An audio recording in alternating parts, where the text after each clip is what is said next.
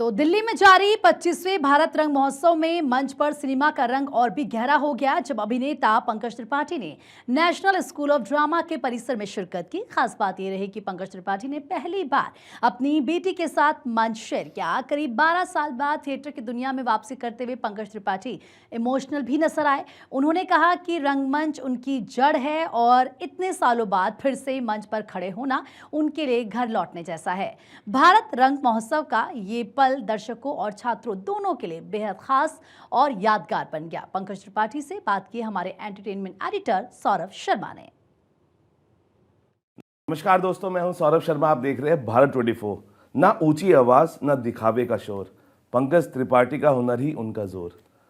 भीड़ में रहकर भी सबसे अलग दिखते हैं, सच कहे तो वो अभिनय नहीं एहसासों का दौर है। अरे वाह सर, बहुत बहुत स्वागत है भारत 24। थैंक यू, धन्यवाद।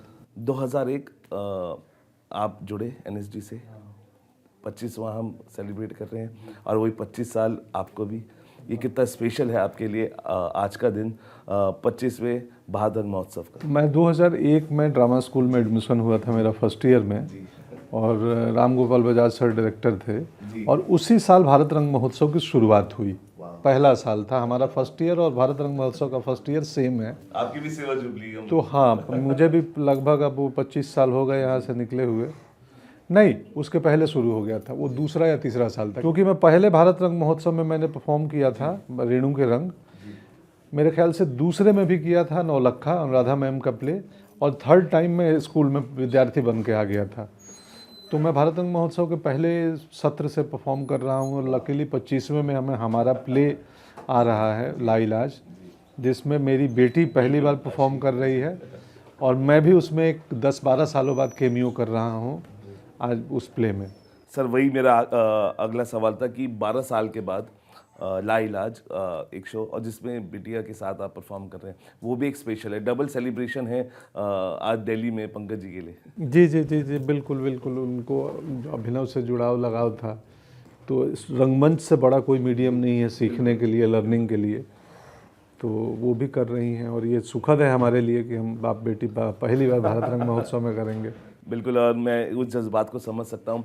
पंकज भैया, 10वीं तक पता नहीं था कि फिल्में क्या होती हैं, और थिएटर 20 किलोमीटर दूर हुआ करता था, लेकिन आज सब कुछ हमारे पास है। स्टूडेंट्स निखारे जा रहे हैं। सबसे ज़्यादा सरप्राइज क्या करता है जब आप आज के स्टूडेंट्स को देखते हैं एनएसडी में? नहीं, ये सब भविष्य के पंकज त्रिपाठी, मनोज वाजपेयी हैं, इरफान खान हैं। आने वाले समय में यही लोग बनेंगे, और कहाँ से आएंगे। तो हमारे प्ले में हैं बहुत सारे भविष्य के अभिनेता जो सिनेमा में अच्छा काम करेंगे। तो ये तो वो जगह है जहाँ पे अभिनेता बनाए जाते हैं। तो जो लौकी खेत में जो पैदा होती है ना, तो खेत का लोग योगदान भूल जाते हैं, बाजार में भाव लगता है। खेत यही है जहाँ से बनते हैं लोग। लेकिन क्या एनएसडी आपको हुनर देता है, या इंडस्ट्री में टिकने की मानसिक ताकत भी? हुनर तो ज़रूर देता है, मानसिक ताकत तो आपको भी डेवलप करनी पड़ेगी, क्योंकि एनएसडी में की ट्रेनिंग थिएटर की ट्रेनिंग है। ये ट्रेनिंग ये नहीं कहती है कि यहाँ से पढ़ के बॉम्बे जाओ फिर सिनेमा में, क्योंकि यहाँ सिनेमा का कैमरा भी नहीं दिखाया जाता है। तो इंडस्ट्री में, जीवन में तो कोई भी इंस्टीट्यूट आपको क्राफ्ट सिखाएगा, बारीकियाँ सिखाएगा। बाजार से और समाज में लड़ने की मानसिकता आपको खुद सीखनी पड़ेगी। लेकिन एक सबसे बड़ा सवाल पंकज भैया, गुरु ज़्यादा इम्पोर्टेंट या सीखने की भूख? दोनों इम्पोर्टेंट है, कि अगर सीखने की भूख नहीं रहेगी तो अच्छे से अच्छे गुरु के पास भी नहीं सीख पाएंगे, और अच्छा गुरु नहीं रहेगा तो आप भूखे ही रह जाएंगे। तो दोनों ज़रूरी हैं।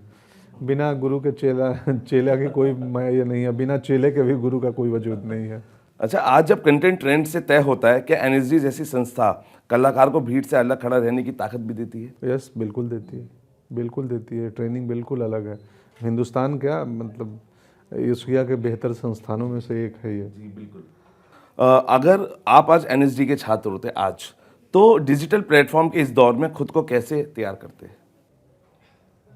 मुझे नहीं मालूम, मैं अभी कल्पना नहीं कर पा रहा हूँ कि मैं इस दौर में कैसे, मैं वैसा ही करता जैसा 2000 में किया था, बिना डिजिटल दौर में, क्योंकि वो वर्चुअल दुनिया है। वहाँ एक्सपीरियंस रियल नहीं है। रियल एक्सपीरियंस ग्राउंड पे मिलता है, तो वो इस स्क्रीन पे नहीं मिलता है। इसलिए मैं कहता हूँ कि अपना अनुभव कभी भी मोबाइल देख के मत तय करो कि मैं अनुभवी हो गया हूँ ये वीडियो देख के। जो घूमने किसी जगह का वीडियो देखना, उस जगह को घूमना नहीं होता है।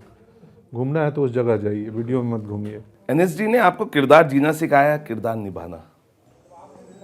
दोनों सिखाया है। जहाँ ज़रूरत पड़ती है वहाँ जी भी लेते हैं, जहाँ ज़रूरत पड़ती है निभा लेते हैं। वो डिपेंड है प्रोजेक्ट पे कि निभाना है कि जीना है। क्या कभी एनएसडी में असफलता, रिजेक्शन ने कभी स्टूडेंट्स को तोड़ते हैं, और उसको कैसे मजबूत बनाया जाता है एनएसडी में?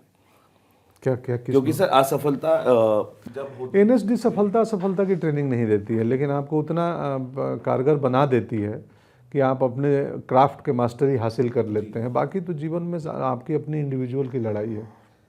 आज के कलाकारों में सर धैर्य कम हो गया है, पेशेंस, जबकि एनएसडी हमें सबसे चीज़ बड़ी सिखाते हैं, धैर्य।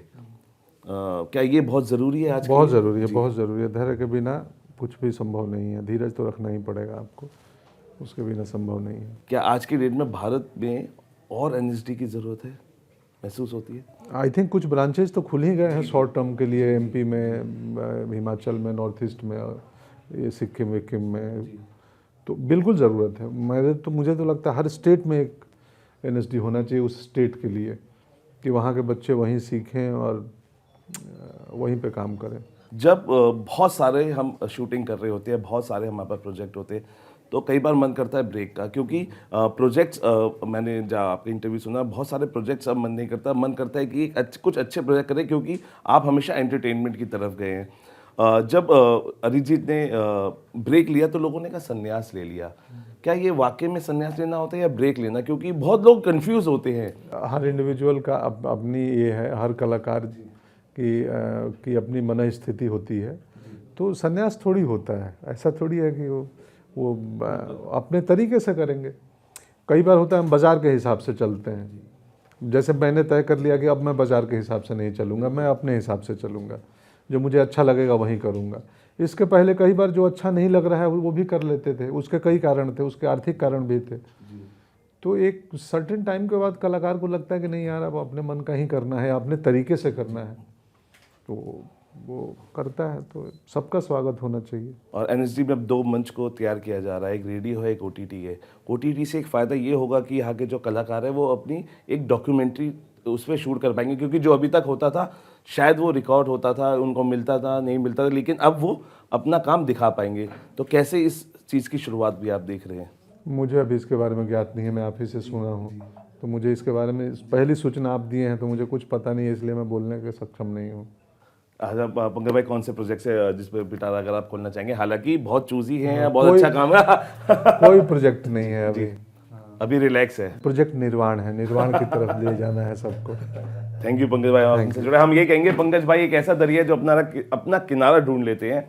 किनारा अभी थोड़ा सा दूर है, लेकिन अभी लाइलाज है, एक बहुत स्पेशल प्रोजेक्ट है। आशी उनकी जो बेटी है, उनके साथ वो उसमें परफॉर्म कर रहे हैं। दिल के बहुत करीब होता है, जज्बात बयां कई बार नहीं होते, लेकिन वो सिर्फ समझे जाते हैं। फिलहाल अभी के लिए इतना ही। आप बने रहिए भारत 24 के साथ।